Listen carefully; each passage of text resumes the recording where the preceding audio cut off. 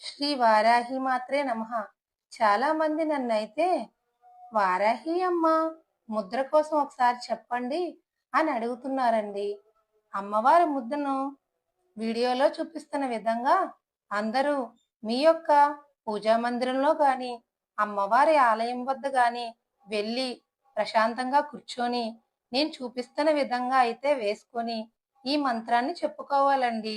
ముద్రను మన 2 చేతులు ఇలా పెట్టుకొని ఇలా పెట్టి ఎడమ చెయ్యి ఒక్క ఈ వేలును చూపుడు వేలును కుడి చెయ్యి బొటన వేలు దగ్గర ఉంచి మిగతా అన్ని వేలను ఇలా పెట్టి ఈ మిగిలిన ఈ బొటన వేలును ఈ మధ్యలోకైతే ఉంచి ఇలా పెట్టాలండి.